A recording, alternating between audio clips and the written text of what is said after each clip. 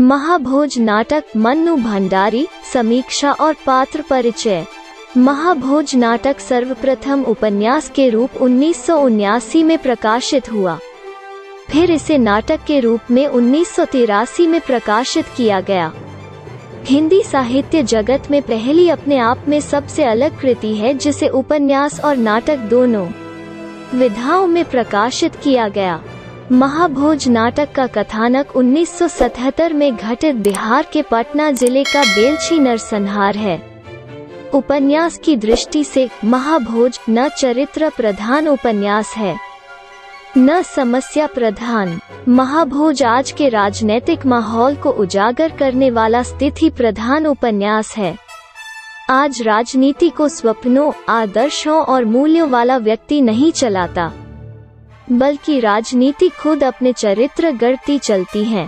ऐसे चरित्र जो अपने भीतरी निर्णय, विवेक या साहस से नहीं चलते, वरन स्थितियों के दबाव से बनते बिगड़ते हैं। उनका महत्व इसमें निर्जीव मोहरों से अधिक नहीं।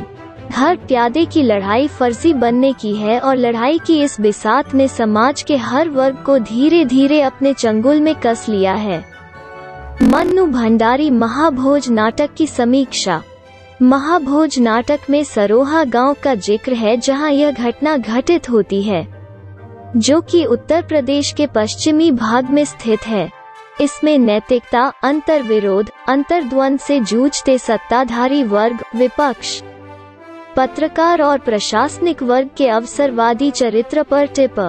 नाटक दृश्यों में विभाजित हैं।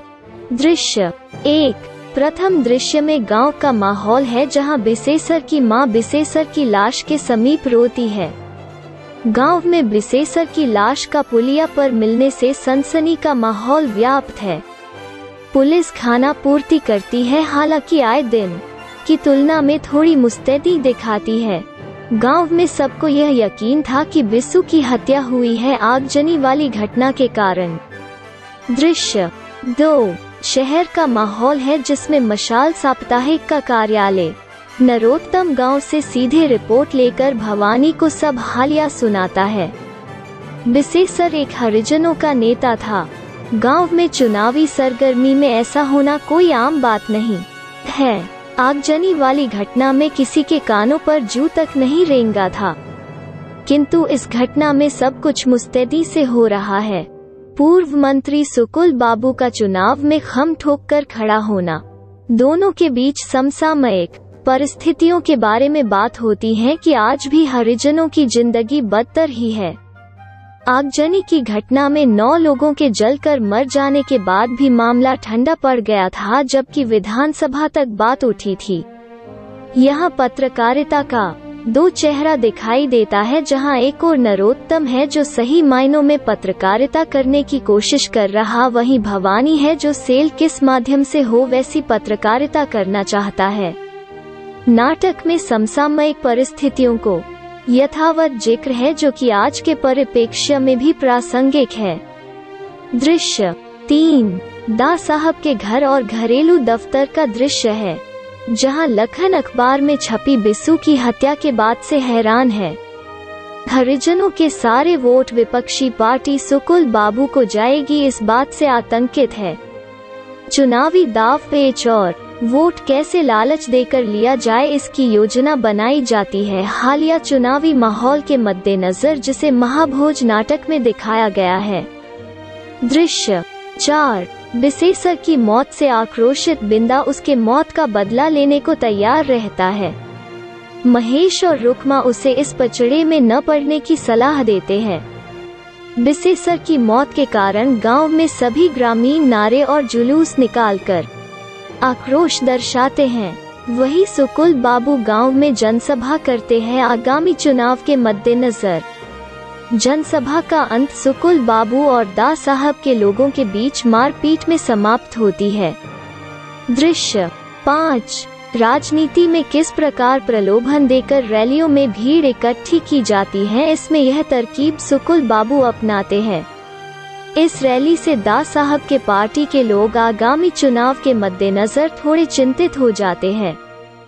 वैसे भी दा साहब के पार्टी लोग उनसे बेहद नाराज थे लखन को सुकुल बाबू के मुकाबले खड़े करने से।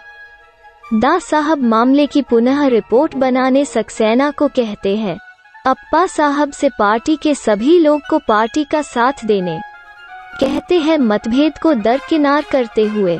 दृश्य 6 मशाल का दफ्तर, जहां महेश और बिंदा नरोत्तम के कहने पर आगजनी की सबूत लेकर जाते हैं।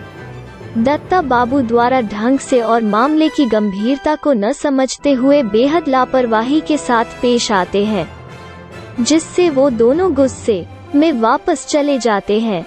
नरोत्तम का इस बात से आग बबूला होकर मशाल छोड़ने की बात करता है। दृश्य 7 गांव में दा साहब के जन संबोधन की तैयारी जोरों से की जा रही है, जिसमें जोरावर पूरी व्यवस्था का जायजा खुद बारीकी से ले रहा है। लेकिन सारे किए पर दा साहब आकर पानी फेर देते हैं। वो सीधे बिसू के पिता से मिलने चले जाते हैं और जोरावर को पूछते तक नहीं। इस बात से जोरावर खुद को बहुत तिरस्कृत महसूस करता है। इसी बीच काशी, जो कि सुकुल बाबू विरोधी पार्टी का सदस्य, इस मौके का फायदा उठाता है और जोरावर को भड़काकर चुनाव में खड़े होने की राय देता है। दृश्य 8 S0P0 सक्सेना बिसू की मौत की पुनः तहकीकात करने गांव आता है। पूरे गांव में खलबली मची हुई है। सक्सेना एक एक करके सबकी गवाही लेता है। बिंदा ने साफ साफ जोरावर का नाम बताया और आगजनी के पीछे भी उसी का हाथ होने के कारण वो बिसू के जान का दुश्मन था। आगजनी के सबूत बिसू ने इकट्ठे किए हुए थे, जिसमें जोरावर की संलिप्तता थी। पोस्टमार्टम के रिपोर्ट में भी जहर से मौत की बात पता चली थी। दृश्य 9 अचानक सक्सेना के रेस्ट हाउस पर रात को महेश आता है। बिंदा की गवाही के कारण उसकी पिटाई की बात बताता है और जिन लड़कों ने बिसू को जहर दी थी उनके बारे में बताता है। दोनों के नाम और के उन दोनों को पकड़ लीजिए, वही एकमात्र सबूत है, नहीं तो बिंदा ही उसे मार डालेगा। दोनों लड़के टिटरी गांव के हैं, बिंदा भी वही गया है। दृश्य 10 सक्सेना के रिपोर्ट में जोरावर को साफ साफ हत्यारा घोषित किया। जोरावर के चुनाव में खड़े होने से होने वाले नुकसान से दा साहब हैरान हो जाते हैं। जोरावर को सक्सेना की रिपोर्ट से धमकाते हैं और वो चुनाव में खड़े होने के फैसले को बदल देता है। दा साहब इस मामले में बिंदा को बिसू का हत्यारा बताते हैं कि रुकमा के साथ संबंध को बिंदा बर्दाश्त नहीं कर पाया। चोरी छुपे उसने यह कार्य को अंजाम दिया। दा साहब ने D0I0G0 को कहा कि सक्सेना को सस्पेंड करो और बिंदा को गिरफ्तार। इस दृश्य में राजनीति में व्याप्त शक्ति का दुरुपयोग साफ दिखाई देता है। ईमानदारी का कोई वजूद नहीं, यह भी साफ दिखता है। दृश्य 11 जोरावर के घर पर जश्न का माहौल है, जहां उसके बिसू के हत्या के मामले से साफ बाहर निकल जाने की खुशी में नाचने वाली को बुलाया गया है। दूसरी तरफ सिन्हा I0G0 में प्रमोशन और शादी की 25वीं सालगिरह की जश्न मना रहे। थाने में बिंदा को मार मार के बिसू के खून का इकरार करवाने में लगे हैं। महाभोज नाटक में कभी दृश्य दा साहब के घर का दिखाया जाता है, कभी थाने में पिता बिंदा का। एक तरफ दा साहब बिंदा को फंसा कर दुनिया के सुख और आराम फरमा रहे, वहीं बेकसूर बिंदा दर्द से कराह रहा। फिर पुनः जोरावर के घर का दृश्य, सिन्हा का पार्टी का दृश्य और दा साहब के खाने पीने का दृश्य आता है। यह सभी महाभोज चलते रहते हैं।